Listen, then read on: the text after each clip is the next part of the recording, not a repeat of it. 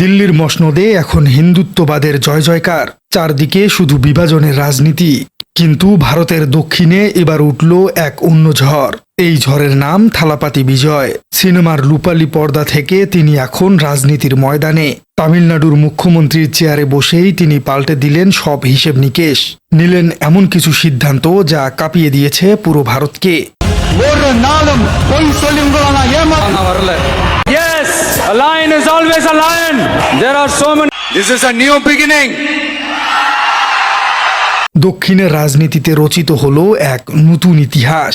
কিন্তু কি সেই যুগান্তকারী সিদ্ধান্ত, আর কেনই বা দিল্লির কর্তাদের কপালে চিন্তার ভাঁজ? অভিনয়ের আঙ্গিনা ছেড়ে রাজনীতির কঠিন ময়দানে এবার বিজয়। দুই জায়গাতেই তিনি এখন আলোচনার একেবারে তুঙ্গে। দায়িত্ব নিয়েই তিনি দিয়েছেন এক কড়া বার্তা। তিনি ছাপ জানিয়ে দিয়েছেন, নাগরিক অধিকার রক্ষায় বিন্দুমাত্র আপোষ তিনি করবেন না। আর কোনো হিন্দু বা অন্য সম্প্রদায় মুসলিমদের গায়ে হাত দিলে তিনি পাল্টা ব্যবস্থা নেবেন। 12ই মে সকালে পুরো রাজ্য শুনল তার সেই বজ্রকণ্ঠ। অত্যন্ত কড়া হুঁশিয়ারি দিয়ে বিজয় বললেন, তামিলনাড়ুতে কোনো ধর্মীয় বিভেদ বরদাস্ত করা হবে না। দর্শক, একটু চারপাশের পরিস্থিতির দিকে তাকান। নরেন্দ্র মোদীর নেতৃত্বাধীন বিজেপি সরকারের আমলে ভারতে কি হচ্ছে? দেশজুড়ে সংখ্যালঘুদের মনে এমন এক চরম আতঙ্ক, যা প্রশমনে কেউ বিন্দুমাত্র কখনো ভাবেনি। কোথাও গরুর মাংস রাখার মিথ্যা গুজবে পিটিয়ে শেষ করা হচ্ছে মুসলিমদের, আবার কোথাও হিজাব নিয়ে চলছে নোংরা রাজনীতি। পান থেকে চুন খসলেই সংখ্যালঘুদের বাড়িঘরে চালানো হচ্ছে বুলডোজার। ভারতের চিরচেনা ধর্মনিরপেক্ষ রূপ আজ অনেকটাই ম্লান। ঠিক এমন এক দম বন্ধ করা পরিস্থিতিতে থালাপাতি বিজয় দিলেন সেই স্বস্তির বার্তা। তিনি এবার সরাসরি চ্যালেঞ্জ ছুড়ে দিলেন উগ্রবাদীদের দিকে। বিজয় অত্যন্ত স্পষ্ট ভাষায় বললেন, অপরাধীর কোনো ধর্ম নেই, সে হিন্দু হোক বা মুসলিম বা খ্রিস্টান। যদি কেউ উগ্রবাদ ছড়ানোর চেষ্টা করে, কাউকে ছাড় দেওয়া হবে না। তার এই ঘোষণার মাধ্যমে একটি বিষয় পরিষ্কার হলো, বিজয়ের সরকার হবে সব ধর্মের মানুষের এক নিরাপদ আশ্রয়স্থল। ভারতের সংবিধানে ধর্মনিরপেক্ষতার কথা খুব সুন্দরভাবে বলা আছে, কিন্তু মোদির ভারতে সেই আইন আজ কতটা সুরক্ষিত? বিশ্লেষকরা বলছেন, সিএএ বা এনআরসি এর মতো আইনের কারণে মুসলিমরা আজ কোণঠাসা। আর ঠিক এখানেই থালাপাতি বিজয় নিজেকে এক অনন্য উচ্চতায় নিয়ে গেছেন। তিনি শুধু সংবিধানের কথাই বলেননি, তিনি মাঠে নেমে সংখ্যালঘুদের ঢাল হিসেবে দাঁড়িয়েছেন। তিনি প্রমাণ করেছেন, রাজনীতিতে তিনি শুধু গলা ভরা বুলি আর মঞ্চ কাঁপানো বক্তৃতা দিতে আসেননি। মুসলিম ও অন্যান্য সংখ্যালঘুদের অধিকার রক্ষায় তিনি এক আপোষহীন যোদ্ধা। তবে বিজয়ের চমক এখানে শেষ নয়। উগ্রবাদের বিরুদ্ধে তিনি তো লড়ছেনই, কিন্তু সমাজের ভেতরের আরেক নীরব ঘাতক নিয়েও তিনি চুপ নেই। ক্ষমতা গ্রহণের পরপরই তিনি নিলেন এক যুগান্তকারী পদক্ষেপ। তার প্রথম বড় নির্দেশটি ছিল রীতিমতো অবিশ্বাস্য। তিনি রাজ্য জুড়ে 717টি মদের দোকান বন্ধের নির্দেশ দিয়েছেন।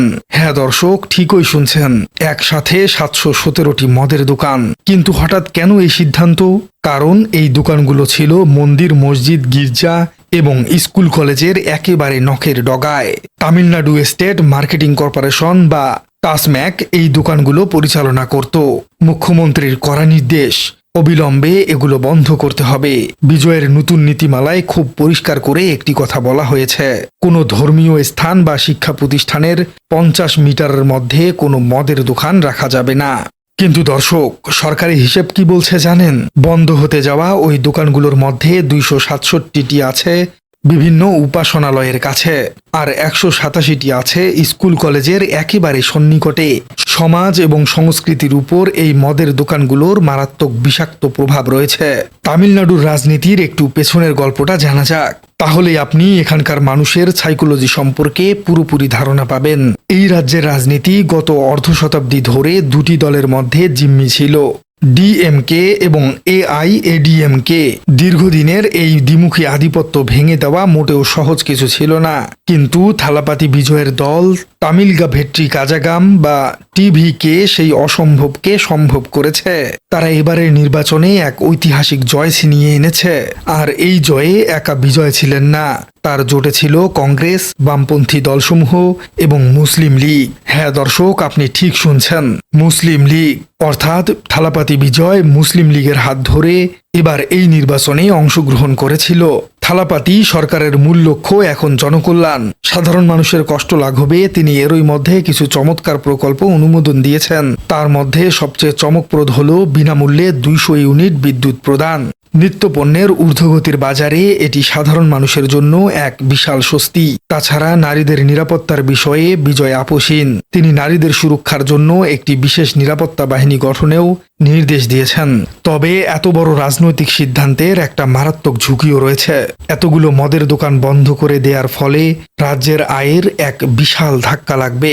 তামিলনাড়ু সরকারের কোষাগারের একটা বড় অংশ আসে এই মদের ব্যবসা থেকেই। অনেক অর্থনীতিবিদ বেশ চিন্তায় পড়েছেন।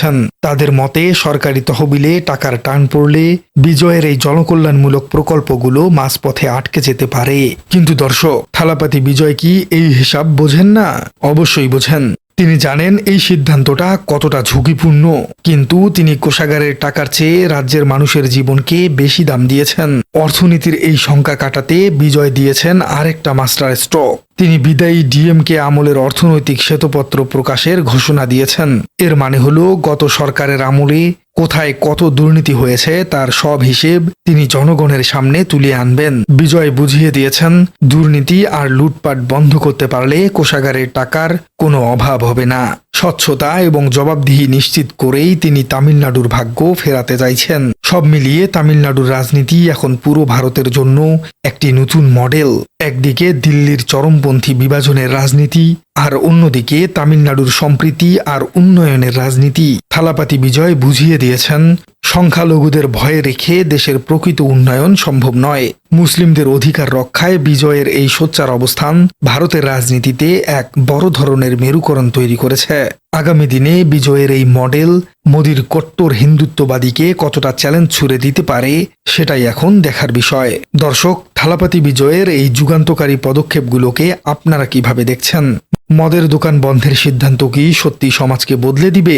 ধর্মীয় সম্প্রীতি রক্ষায় তার এই জিরো টলারেন্স নীতি এবং মুসলিমদের সাথে তার বন্ধুত্বকে আপনি কিভাবে দেখছেন? কমেন্টে জানিয়ে দিন আপনার মূল্যবান মতামত। আর আমাদের চ্যানেলে নতুন হয়ে থাকলে চ্যানেলটি সাবস্ক্রাইব করার অনুরোধ থাকলো। দেখা হচ্ছে পরবর্তী কোনো ভিডিওতে।